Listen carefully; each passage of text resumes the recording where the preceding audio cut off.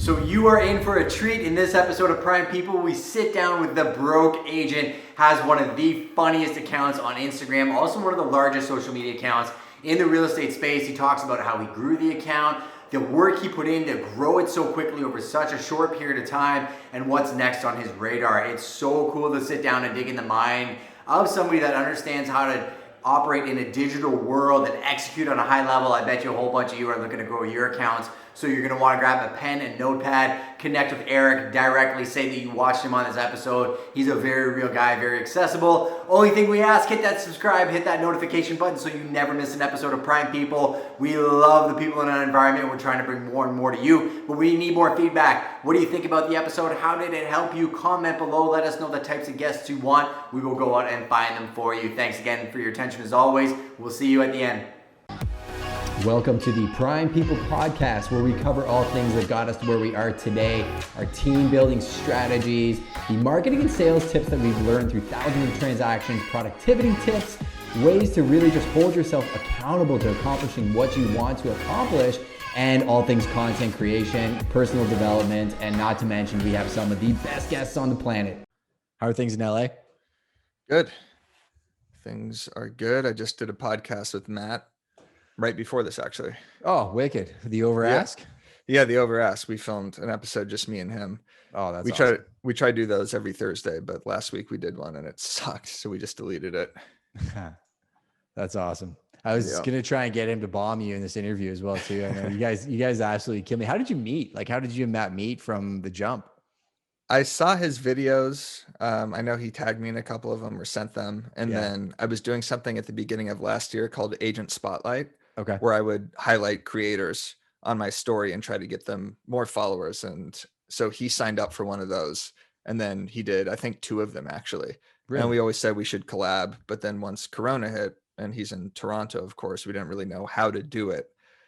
But then we said, let's just start a podcast. So that's how it kind of came to be. It's pretty natural, right? Because like I've known Matt from obviously my territory, my market, and I did the one podcast with him.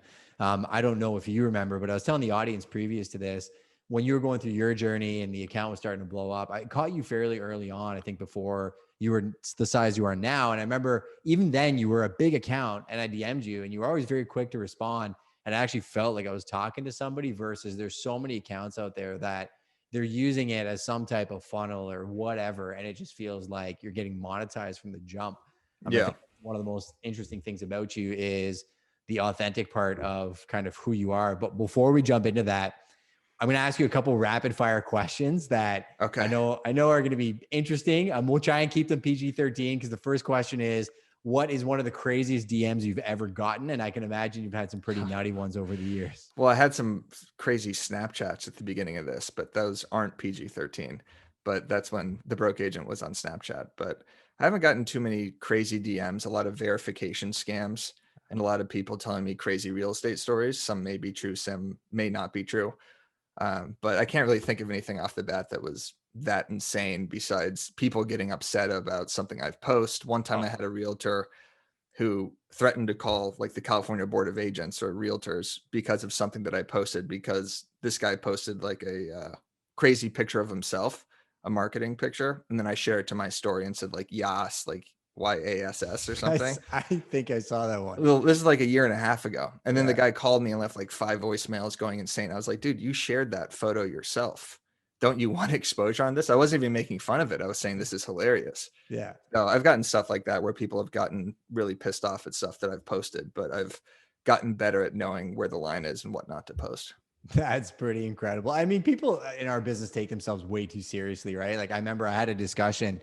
There was a thread, I think it was about like EXP or Keller Williams or something like that. And it was totally in good fun, right? And there was a gentleman that happened to have just transferred over with EXP who was in the chat. And we had a conversation offline about it too. And he was very easygoing about it, right? Like they were going back and forth between the two and you're just sparking conversation. But I think you can do it from an authentic place where it's not mean-spirited. We all have a lot of fun in this industry. But I was telling the audience and Rena actually earlier, you share a lot of stuff that I reshare and I say, oh, posting for a friend, but it's situations that have happened to me, right? Like, you know, a client's dad shows up at the inspection or, you know, there's no inventory and we were playing your video of the combs from Spaceballs, right? Like Yeah, I'm running low on jokes at the moment. I'm attacking low inventory, lots of offers, and dad inspection jokes like you just mentioned. I feel like my last 50 posts have been about that. I'm on repeat right now. So I need to get back out there in the real estate field to get more content because I feel like I'm just kind of recycling old jokes and putting them to new videos. I get it, but there's just so many good videos out there. That Spaceballs Yeah. one spoke to my childhood. Well, like I'd like to know how you even got to the position that you're in now. Like, what was the origin story? Where were you born and raised? I guess how did you get into real estate to begin with? Born and raised in Tucson, Arizona, and then came out to LA for college. I went to USC. And then my first job out of college, I worked at the Laugh Factory Comedy Club. So I was around comedy a lot, and I was writing a blog at the time called The Pudgy Caddy, which was a funny kind of social blog about like the going out scene in Los Angeles and how hard it was talking to girls, buying drinks, and just waiting in line at all these clubs and everything, and just kind of like the social anxiety that came with that. And I was getting a lot of shares and good feedback from Facebook. And that's kind of when I first realized that I could actually produce good content and that I was a decent writer. And I was also writing a lot of sports poems. I'm a huge sports fan. I was writing USC football poems that were getting lots of shares. So then, once I quit my job at the Laugh Factory, I became a receptionist at a brokerage called Hilton and Highland in Beverly Hills as a real estate agent or as a real estate brokerage. And that was kind of my first introduction to the real estate business. I had no intention of getting in real estate, no passion for real estate, don't care about it, or didn't care about it, Yeah. still don't. And that was just like, seeing it from the back end of like an office at like administration perspective was really cool. And I was, answering the phones. I was cleaning up all these desks and basically like being a little mini assistant for these agents. Then I got hired as an assistant for a top producing agent out there named David Kramer. And then I became a buyer's agent where I was sitting dead open houses every Saturday and Sunday and Tuesday for brokers opens. And I was cold calling every single day from 8 a.m. to noon and then door knocking basically from 1 to 5 or 1 to 6 to absolutely no success whatsoever. Literally didn't get one listing. I had one listing appointment that failed. And then I started the broke agent after that with a friend. His name was Wes Pinkston because he wanted me to write for his real estate. He was starting like a real estate website company. We needed a blog for it. So I said, can we make it a funny real estate blog? Then we completely got rid of the other idea, called it the broke agent. And the initial intention was for it to be like the BuzzFeed of real estate and have funny real estate blogs, like 5 things to do while you're bored in an open house. It's the only example I can think of right now, but Yeah, it something like that. works. That's the Yeah, only and example I always use. This is like 5 years ago. And then got the broke agent handle on Twitter, Facebook, Instagram, and just kind of started tweeting out the inner monologue of a struggling agent. And then that picked up really quickly. So that's how it started. what were the first things that you shared? Like, what would be the inner monologue of a struggling agent? Because there's people watching this that don't know the industry, right? It was basically me complaining about dead open houses Yeah. and having poor interactions with people at these open houses and trying to find commonalities with them, seeing their license plate or seeing a hat they're wearing and talking about what sports team they like and always trying to like veer the conversation away from real estate and not knowing what to say to them. I was so uncomfortable. I Mhm. didn't know I didn't know what questions I would be asked. I kind of just got thrown into these open houses. I didn't know that I had to know when it was built, what the square footage was, what the other sales were like. I was just basically sitting these houses with no knowledge of how to interact with these people, and then scrolling through Instagram and seeing nothing but motivational quotes and top producers and people crushing it. And I was like, there's got to be something else out there that feels the way I feel, like a fish out of water, and that I'm not crushing it right now. And then saw nothing else and just kind of tweeted out like all the problems I was having basically. That's super interesting. And I mean, it took traction right away, right? Because Yeah. I mean, I say this all the time that the only people that really care about your just listed or just sold are other agents that want to feel bad about themselves, which a lot of times in an inventory market like this, people can sit there all day and be self deprecating. So, what was the first reaction, or I guess the first response that kind of got your attention from starting to launch content along those lines? Tom Ferry retweeted me very early on, and that kind of gave me validation because I had went to one of his conferences. My team that I was a buyer's agent for, like paid for our tickets to go to a Tom Ferry conference. So that's how I found out who he was and how I got like integrated into that uh, culture, I guess. Mhm. And so he retweeted it, and then Inman News asked myself and Wes, who I started this with, to speak within like the first 3 months of starting it, to speak at their Inman conference. So there was very early validation, and on Instagram, it was a lot easier to grow back then because it wasn't so oversaturated yet with meme pages and industry specific content pages. So because this was the first real estate comedy account out there, at least on Instagram, it picked up really quickly. And then Ryan Serhant shared a post, and it just everyone was tagging each other very quickly because they're like, they've never seen anything like it before.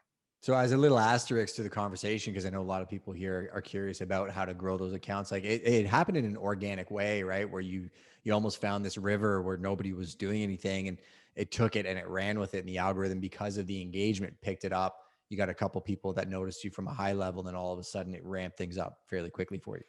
Yeah, but we were working our ass off to get Yeah. the name out there. Like I liked hundreds of thousands of photos every single day. And this is back when the Instagram algorithm, not hundreds of thousands a day, that's insane, but maybe over Yeah, over a many, year or many, something. many, many Many photos. photos. It's just completely exaggerating, lying. And that's before the algorithm would notice that you're liking a bunch of photos and block you from doing that account, right? Or from doing that Yeah, activity. feature. Yeah.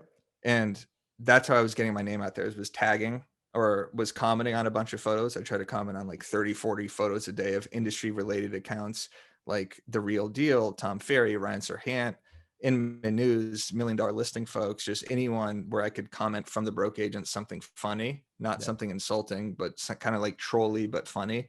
And then people would see the broke agent name and they'd go to the account and follow. So it really helped to have kind of like a potent name that wasn't, Johnny Seattle Realtor or something like that. So that helped. So I was commenting a ton, and we posted everything in real estate Facebook groups. We did every single podcast possible. So there was a lot of community engagement that went on besides just posting. That's super interesting. And again, you noted something. You did just sit there hitting the like button on every post. Like you kind of, again, with the background from the comedy or the what's it called? The Laugh Factory. The Laugh Factory. I'm not in the Yeah. comedy world, but I could imagine like moving from there to the reception desk to doing that.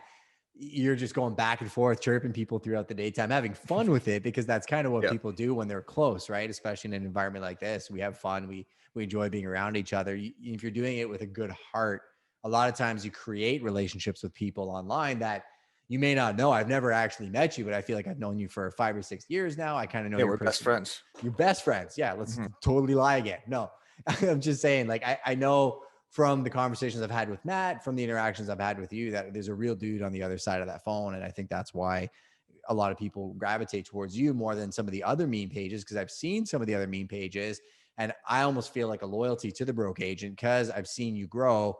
And I almost see the intent, right? A lot of times when people are running pages and they're posting the motivational quotes and they're just regurgitating stuff they heard somewhere else, you can smell it. Or if they're not even, if they regurgitate something that I've seen on your page a week later and they don't give you the credit, I then lose trust in that person, right? I do think that that's a real thing that happens out there. Yeah, it's important to attribute credit. It's hard now on Instagram because I also get so many submissions and people sending me stuff that may be from another real estate meme page or from somebody else. That this happened recently where I posted a Mad Max video I of saw it. like buyers, and this guy posted on his story being like, "Oh, when the broke agent copies your material," and apparently he had sent me a video of that like a month and a half ago, and I had Wow. seen it, and then like wrote it down or something. And I always screenshot who sends me something so I could attribute credit, but I completely forgot where the source was. And then I posted that and felt like horrible about it. But it's hard now just because there's so many people posting similar content that you don't know who the original source was. So even if someone steals something or posts something, it's not always, malicious intent, right? It's always like they could have just seen it, didn't know it was a broke agent thing, but attributing credit is good. Yeah, and I do think if you go back about the comedy world, I know that's a discussion amongst comedians, right? People rip off material all the time, but sometimes, I mean, if we're talking about jokes about the industry or the market right now, there's movies that hit. A lot of times, like just two people might have the same ideas, and same thing in our world, man. The amount of agents that tell me I was the first guy to do video, it just makes me want to throw up. The first Because guy in the world to do video. for sure, right? I'm like, Yeah. every idea has been done by somebody else, maybe in a different format. So it's definitely interesting. So I guess from that growth stage to creating the broke agent and getting some traction, your website's super slick. I'd encourage everybody to go Google the broke agent. Make sure you're following him on the Instagrams and all the other platforms. I guess what has it morphed into today from what it was then? Yeah, well, originally I didn't really know what it was going to be. I thought we would sell a couple t-shirts and that isn't going to make you a lot of money. And the t-shirt game is difficult actually. And we sold a bunch of t-shirts, but I still want to do more merchandise and that's coming down the road. But I really want the Broke Agent brand to evolve into a media company that challenges an Inman News and that becomes kind of like the Barstool Sports of real estate, where there's a bunch of different content creators creating funny content. We're helping with social media and, kind of bridging that gap between new agents and them feeling comfortable, because you get your real estate license and you get thrown into it and 87% of agents fail. Hmm. And there's no education or anything like that that really helps them show them like what not to do. So we want to do real estate education, kind of funny courses about like how to not look like an idiot your first year in real estate, podcasts, videos, shows, just become like the go-to brand for entertainment in real estate, and eventually blog posts and in news, which we've tried to do. And, just, I don't know. I get it. I actually think that would hit in a big way too. You actually just gave me a flashback of a character that I used to do on Snapchat. I don't think anybody knows this. I look pretty buttoned up. I had this guy named Steven, and it was Mhm. the face filter that was the big lips that kind of go upside down. So Yeah. I'd leave an appointment. I'd post something on Instagram, which was like more the buttoned up, like, hey, this is what we're doing, price point, this is how we're going to market it, whatever. Just give insights into how I'm doing it to, again, try and help the industry. But then on Snapchat, I go and I would be Steven. I'd be like everything not to do. And I actually got more traction on that on Snapchat from a lot of people in my world when I was like, yeah, I just stole a listing from Justin because I did this, this, and this. And I'd list like 4 Right. unethical things that you shouldn't do on that channel. I think that would actually be a great resource for new agents, because from an industry perspective, I don't know what education is like in your market, but it's pretty standard here. Like they go through the course, they get in the market, and it's like they almost need to apprentice to understand You have to. what to do, right? Like I said, when I was a buyer's agent seeing those open houses, I knew nothing. My agents that I was working for didn't tell me what I should even be doing within conversation. Like there's no one even telling you when you're setting up a showing for the first time and you finally get a buyer, what conversation you're supposed to have with the listing agent. You're supposed to ask if they have offers, when are offers due, what's the action been like. Like you learn these things as you pick up. But if there was something that showed you what not to do in a funny way and then kind of showed you what you should do from like a course perspective, I think that'd be extremely valuable, and the content would just be entertaining. And even agents that have been in the business 10, 15 years could still watch it, be entertained, and give it to their new team members. I think so. Actually, somebody in the chat just asked who's Matt, or Matt who. Do you want to speak to who your buddy Matt is? And then I got Matt something I want who? to That's add a to good that. question. Let's keep it that way. Now, Matt Leonetti is, as I've said, I'm trying to take people on and help grow other creators as well. Not that this is a charity case for Matt Leonetti, but he's hilarious. He does really funny Instagram reels and videos where he does music videos and just hilarious listing videos. And I found him like a year and a half ago, or however.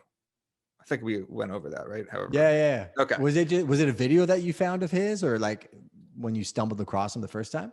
I think so. I think it was a Okay. video, but we have very similar mindsets where he loves creating funny content and he's doing it to expand his real estate business, but Okay. he's also doing it now to, help the Broke Agent brand under the Broke Agent brand with like our podcast and everything. So it's been hard to find other agents that don't want to just focus on the real estate business, because a lot of agents just want to produce kind of one-off funny content, do a rap video, do something stupid like that. But he keeps producing funny content, and he's a great example of how humor and marketing goes viral, and how that type of content is what works now, because there's so much salesy crap all over the place. If you're being funny and just going in the different direction, you're going to get way more attention. So he's a great example of that, and I like him. Yeah, different is better than better. And I'll credit Matt to the stuff he puts out. We were playing a video, the baseball one in here the other day. It's Hmm. just funny, right? Like, I'm $1 billion broker, and he does it with Yeah. like a cinematic effect to it. I'll tell anybody, you can quote me on this or send somebody my direction when they tell you I just want to do a one-off video. They're missing the whole point, right? Because real estate transactions, you'll make money doing it, but are not going to create wealth that way. But if you can create a brand for yourself and use that to leverage other things in your future, you might become wealthy not through the real estate transactions, even though that's your expertise in your day job. It's your personal brand that you're creating from the long game. And I think that's something that separates somebody like yourself from other people that are just posting, regurgitating memes or whatever else, because they're not actually putting in the work, right? Like you're constantly ideating of where you're going with this thing, which is super interesting. Yeah, and I think the social media help aspect has really kind of shifted my mindset too, because before when I would do podcast interviews or think about how to monetize, I was trying to think of what value can I provide besides just humor and funny videos or helping other people, grow by reposting them. And it was social media help. I'm really good at this. I'm good at branding. I'm good at figuring out the algorithm, and I'm good at like adjusting my strategy, to vertical video, to TikToks, to tweets, to figuring out what format to do. And so I did a Instagram growth ebook like 2 years ago, and that did really well. And then that kind of just shifted the way I was thinking, like, oh, I could actually do social media consulting as well, or at least speak to agents as how they could help grow their social media. So that's been another addition to the brand. Yeah, I think it makes a lot of sense for somebody like yourself, just being somebody that's in your ecosystem. If all of a sudden, there was an Inman or a big conference in Toronto, or actually Jazz and I may do something in Toronto one day because of Sirhan and some other connections that we share. You're somebody that I could easily turn on and be like, hey man, do you want to come in and do a speaking gig? This is the event. This is what it's going to be. And that would be something, again, that for you is dollar productive, but at the same Yep. time speaks to your brand. And then it forces you to go out and get new ideas, right? Like one question I am going to ask you later on is kind of what's like 20% of the things that you're working on that aren't something that you're going to deal with right now, but is coming. Very interesting when I meet people like you, because I know if you go to a conference like that, you spit out the information, you'd be like, okay, I just gave it away. I got to go get more, right? Are you constantly on that search for more?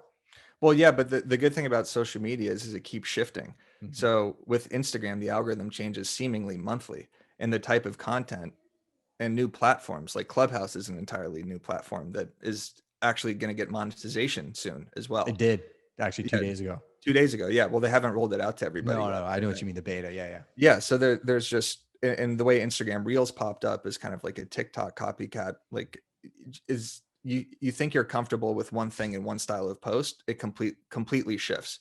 And it's like a wave of, you have to do this amount of hashtags. Now they're looking at this amount of hashtags. Now they're looking at saves and shares more than hashtags. Now you have to do a bunch of story posts. Yeah. So it keeps shifting. So the knowledge keeps growing. And then I could keep talking about different things, because it's not just like a bunch of photos, comment on a bunch of photos and post consistently. Now it's about what to post, how to post, and where to post, when to post.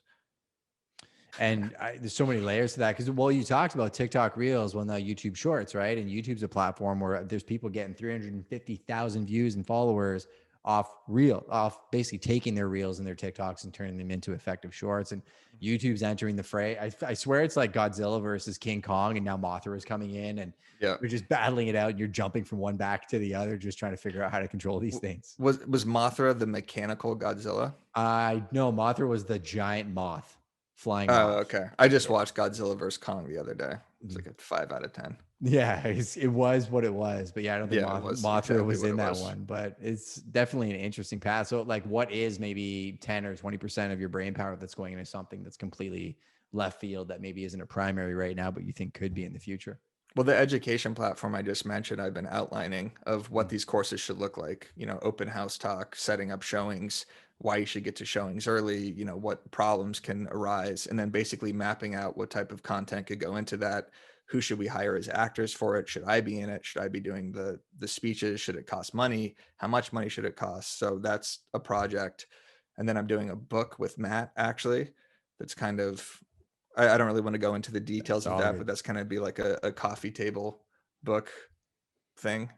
And then Taylor, sorry, I got one of my staff over. I was going to have her bring over the Broke Agent Commission Impossible book. Oh yeah, so the audience can see it. I'll share it after. I have it right here. It looks like it's awesome. Can you show the audience? I love that thing. It sits on our desk, actually, out there in the common area in the office. It's all good. Sits as a nice little coffee table holder, coffee mug placement. That's awesome. I'm excited to see what you and Matt come out with. And then also merchandise. I really want to hit that hard. I think I'm doing something soon with all things real estate and doing like these funny sign writers. Yeah. But I definitely want to do more mugs and shirts and have like a really cool real estate brand that has funny shirts that actually generate leads. And then also just getting more people involved with podcasting and video production. That's awesome, dude. I'll give you an idea that I'm thinking of as you're talking about. I'd love to see you guys do it. Is if you created your own Seinfeld. Like if you had a series that ran every year, 9, 12 episodes, You had your characters. It was you, there's Matt, there's other people, and you just lived out your life doing the things that you're talking about. Talk about Yeah. engaging content. I think that would absolutely kill. Well, that's the dream. So Matt and Yeah. I always talk about this to make kind of the Curb Your Enthusiasm of LA real estate would be hilarious. Yeah. Because in contrast to all these shows, the HGTV $1 million listings selling Sunset, it's all glitz glamour, but they're Yeah. not showing, the awful stuff that happens at inspections or people falling out of escrow or just any of the day-to-day anxieties. And the amount of content we could come up with for that that's handed to us and that actually occurs to us would be hilarious. So that is ultimate goal after the media company would be to actually have a show that's like the Curb of real estate. That's awesome to hear too. And I know you'll do it. That's the interesting thing about it, right? As you go through these different platforms and everything else, you can ideate, you can execute. People get paused in content production because they get scared, right? I don't have DSLR, I don't have lighting, I don't have microphones, I don't have this, I have that. What would you tell somebody that's struggling to create content online that is just maybe paralyzed by technology? Well, just that you have to now at this point. That's, Instagram is digital door knocking and everything, right? That's what people say. If you're not producing content, even if you're not resharing content or you're getting scared to post, you're losing out on a huge market share because there's other agents that are doing it all day, every day. So you just have to, otherwise you're probably going to lose business. Yeah, no, very, very, very true. And media is a form of communication. How do you like being communicated with? Just you being somebody that's so heavy into the digital space, where do you find you develop the strongest relationships with, other people in your industry or people like Matt? How do you find they can bridge the gap versus what you normally see online? Like how do I like communicating with my followers or communicating with who? Maybe, well, I was going to say just more your filter, right? Because I'm sure there's a lot of people that reach out to you for collaborations and things Mm-hmm. like that. And how do you like being communicated with from somebody like Okay. Matt or drawn into a relationship versus, somebody that's just like, hey, I got a great platform and a great idea. Let's do this. One of the best things that this guy Derek, realtor, South Florida realtor, I always forget his exact handle, that he does really well is he'll send me memes or videos and he'll actually like put my watermark on it and just have it set up for me to post, or he'll Mhm. just tag me in his post. So he doesn't say like, hey, you should post this. He'll just send it to me, and if it's funny, I'll post it. And sometimes he'll just tag me and I can just reshare. So that's a great way to submit content, because there's a lot of DMs that I don't see because there's just a lot coming in now. But then we also started a private Facebook group called the Overask group, Yeah. where people can share their memes, their funny marketing videos, and I share like social media tips and do caption contests and stuff like that. So that's kind of trying to become a more intimate platform for people to share their content and grow, because it's becoming harder to get in touch with me directly, but also just emailing info@thebrokeagent.com helps. Yeah, so you're almost putting things in place to deal with the inundation, right? Because I don't think Mm-hmm. necessarily people understand the amount of messages like somebody like yourself must get on Mm-hmm. an Instagram and just managing that workflow and creating communities.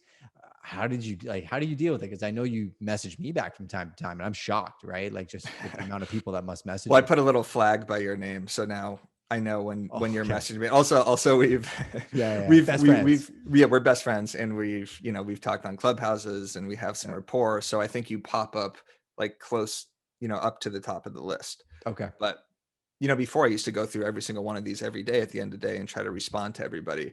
But now, yeah, like you said, I'm putting these filters in place where I could manage better, and it's better for people to post it in this Facebook group. And then if I see it, I say, hey, what's your Instagram handle? I'm going to post it to my Instagram. And then that's a really good way to get in contact. But also just tagging me and stuff, tagging me in funny stuff, and not asking to post. Because that's when it gets kind of annoying, is if someone sends me something and says like, hey, please post this. I worked so hard on it. And then I feel awful by not posting it. Yeah. But I have to protect the content too. If it's not funny, it's not funny. I mean, you got to give with the expectation of nothing, right? You can usually tell when somebody's giving, and they want something in return versus Mm-hmm. like if you said no to this interview, we'd still be friends. I wouldn't care. Like it is what it Yeah. is. I'd I assume you're almost busy. missed the interview completely. I didn't tell you what time it was at apparently. So there's that connection as well, right? But I Probably mean, my fault. it's all intent. That's what at the end of the day, I think that's what it comes down to. And your conversation around using the platforms correctly, engaging with the community is interesting. And I do want to make a point of noting that to the audience. Like you put these groups, these things in place so that people can use them. People a lot of times expect to be just given the keys to the kingdom. It does take a little bit of effort to help the process of connecting with somebody like yourself. I like the idea of removing friction, right? Same thing with us in the industry. People don't hire me to tell them what the property sold for around the corner.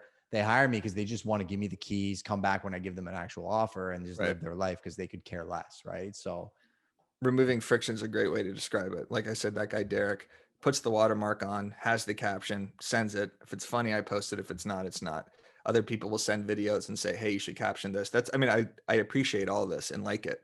And it helps me produce more content. And it's great when I get to tag people. Hopefully they get more followers. But yeah, the less steps, the better for sure. yeah. So any like major posts or ones that really stick in your mind as being like you thought were the funniest ones you ever posted that didn't hit, to give them a little bit more clout, or just ones that stand out in the mix? I did a real estate rap video about 4 years ago that I thought was going to crush, that didn't. And watching back, I could see why. It's terrible. But that's like the only thing I really put like a lot of production value into.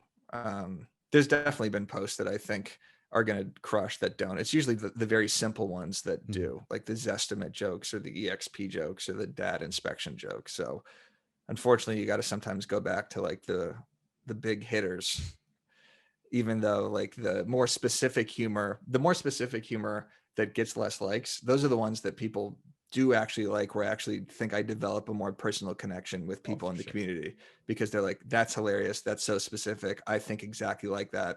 That happened to me on this deal. And when they tag someone and say, this happened to me on 1543 15th Street, do you remember this? That's a great feeling. That's amazing. I do think that 100% accurate, because some of the stuff, like the complex jokes, the ones where like there's layers to the things that you posted. The image says one thing, but if you're looking into it, it definitely stands out. It makes me laugh. Even the Spaceballs one you just posted. Again, that nostalgic brought me back to my roots, and a lot of people may not even know that it was Spaceballs, right? Yeah, it's old, 1987, I think, that movie. Yeah, that's Older jokes. movie. Well, I don't want to take up too much of your time. We usually do a hard out at about 2:45. Where can I drive people to find you? Like your primary platform, would it be your Instagram channel? Yeah, Instagram, Facebook, Twitter, everything at The Broke Agent. And then you can just click the link in my bio, and there's a content platform there. There's our podcast, Overask Podcast, and merch. You guys are bumping out that podcast. I know you're putting a lot of effort into it. So I'd love everybody to go find that podcast right now. Subscribe. I listen to it when I drive, and to leave my audience with a message. If you had a billboard you can put anywhere, what would that billboard say? Oh God. These ending questions, I never know how to answer them. Good. I guess my billboard would say, follow the Broke Agent. Follow the Broke Agent. Go to the podcast and look for the TV show. Yeah, exactly. Yeah. Awesome, dude. I appreciate you. That was a great rapid fire, and I'll catch you on the flip side. Awesome. See you, bud. Sweet. That's it? That's it. All right. Well, thank you. We got to have you on our podcast too. For sure, man. I'll catch you on Clubhouse later. Okay. Later. Okay. Bye.